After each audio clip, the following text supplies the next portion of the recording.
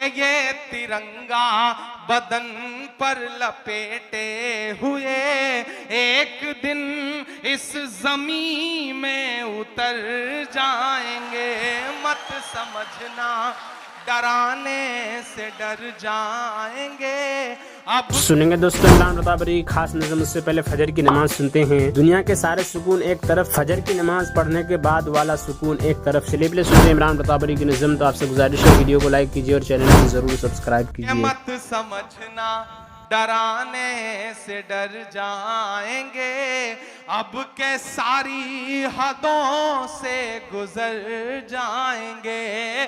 موت کے نام کا خوف دیتا ہے کیوں، تیار رہیے گا، کہ موت کے نام کا خوف دیتا ہے کیوں، موت جس روز آئے گی مر جائیں گے۔ مت سمجھنا ڈرانے سے ڈر جائیں گے، اب کے ساری حدوں سے گزر جائیں گے۔ کہ ہم نے زمزم دیا آب گنگا دیا، ہم نے زمزم دیا آب گنگا دیا، تم نے بھارت کو دنگا ہی دنگا دیا۔ اور اگلے جو دو مصرے ہیں جنہوں نے اب تک ہاتھ نہیں کھولے ہوں گے انہیں بھی قسم دیتا ہوں اگر تالیاں روک پائیے گا تو روکیے گا۔ کہ ہم نے زمزم دیا آب گنگا دیا، تم نے بھارت کو دنگا ہی دنگا دیا، تم نے ایک رنگ کے خواب دیکھے مگر، تم نے ایک رنگ کے خواب دیکھے مگر، ہم نے ہندوستان کو ترنگا دیا۔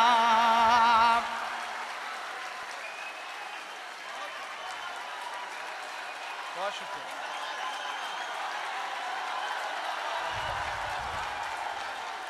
بہت شکریہ۔ ہم نے زمزم دیا آب گنگا دیا۔ جب جب مجھے لگتا ہے کہ آپ تھک گئے ہیں تب تب آپ مجھے غلط ثابت کر دیتے ہیں۔ کہ ہم نے زمزم دیا آب گنگا دیا، تم نے بھارت کو دنگا ہی دنگا دیا، تم نے ایک رنگ کے خواب دیکھے مگر، ہم نے ہندوستان کو ترنگا دیا۔ یہ ترنگا بدن پر لپیٹے ہوئے، یہ ترنگا، کل میں یاد رہ جاؤں تو ان مصروں سے آپ کو یاد رہ جاؤں کہ یہ ترنگا بدن پر لپیٹے ہوئے ایک دن اس زمین میں اتر جائیں گے، مت سمجھنا ڈرانے سے ڈر جائیں گے، اب کے ساری حدوں سے گزر جائیں گے۔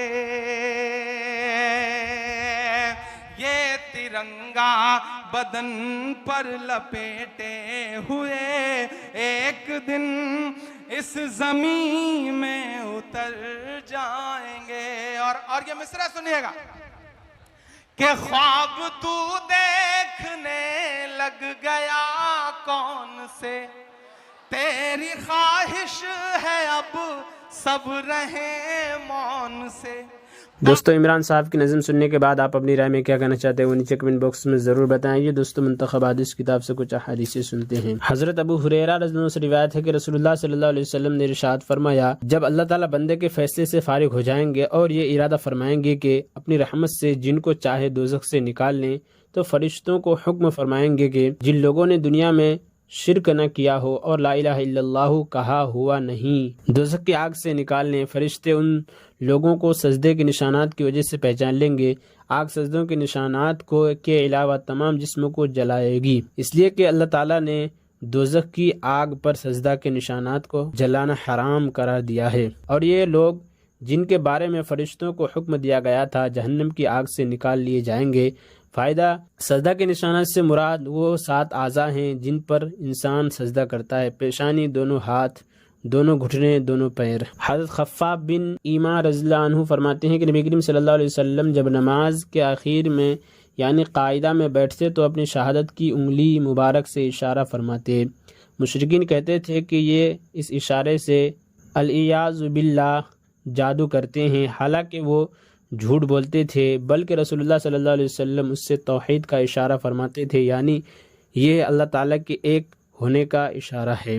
حضرت نافع رحمۃ اللہ علیہ فرماتے ہیں کہ حضرت عبداللہ بن عمر رضی اللہ عنہما جب نماز کے قاعدہ میں بیٹھتے تو اپنے دونوں ہاتھ اپنے دونوں گھٹنوں پر رکھے اور شہادت کی انگلی سے اشارہ فرمایا اور نگاہ انگلی پر رکھی، پھر نماز کے بعد فرمایا: رسول اللہ صلی اللہ علیہ وسلم کا ارشاد یہ ہے، شہادت کی انگلی شہادت پر لوہے سے زیادہ سخت ہے، یعنی تشہد کی حالت میں شہادت کی انگلی سے اللہ تعالیٰ کی وحدانیت کا اشارہ کرنا شیطان پر نیزے وغیرہ پھینکنے سے بھی زیادہ سخت ہے۔ حضرت عثمان رضی اللہ عنہ فرماتے ہیں کہ میں نے رسول اللہ صلی اللہ علیہ وسلم کو ارشاد فرماتے ہوئے سنا: جو مسلمان بھی فرض نماز کا وقت آنے پر اس کے لیے اچھی طرح وضو کرتا ہے، پھر خوب خشوع کے ساتھ نماز پڑھتا ہے، جس میں رکوع بھی اچھی طرح کرتا ہے، تو جب تک کوئی کبیرہ گناہ نہ کرے یہ نماز اس کے لیے پچھلے گناہوں کا کفارہ بن جاتی ہے، اور نماز کی یہ فضیلت اس کو ہمیشہ حاصل ہوتی رہتی ہے۔ فائدہ: نماز کا خشوع یہ ہے کہ دل میں اللہ تعالیٰ کی عظمت اور خوف ہو اور اعضاء میں سکون ہو، اور خشوع میں یہ بات بھی شامل ہے کہ قیام کی حالت میں نگاہ سجدے کی جگہ پر، رکوع میں پیروں کی انگلی کی طرف، سجدے میں ناک پر، اور بیٹھنے کی حالت میں گود پر ہو۔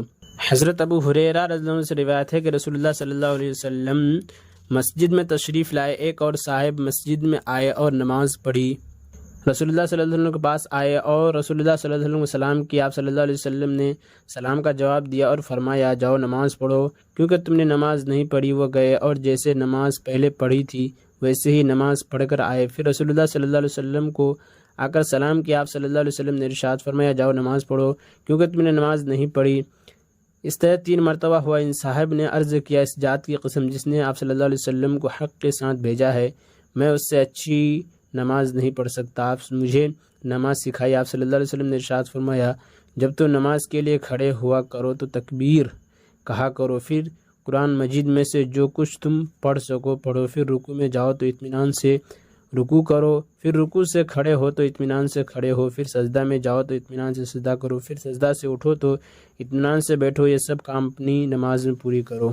حضرت ابو ذر رضی اللہ عنہ فرماتے ہیں کہ میں نے رسول اللہ صلی اللہ علیہ وسلم کو ارشاد فرماتے ہوئے سنا: جو شخص ایک رکوع کرتا ہے یا ایک سجدہ کرتا ہے، اس کا ایک درجہ بلند کر دیا جاتا ہے اور اس کی ایک غلطی معاف کر دی جاتی ہے۔ اور عمران پرتاپ گڑھی سے جڑی خبروں اور نظموں کے لیے ہمارے اس چینل کو ضرور سبسکرائب کریں۔ ملتے ہیں کسی اور ویڈیو میں سے نئی نظم اور نئی خبروں کے ساتھ، تو جب تک کے لیے دیجیے مجھے اجازت اور رکھیے اپنا خیال۔ آپ دیکھ رہے تھے سنہرے لفظ اور میں آپ کے ساتھ محمد ثاقب۔ السلام علیکم۔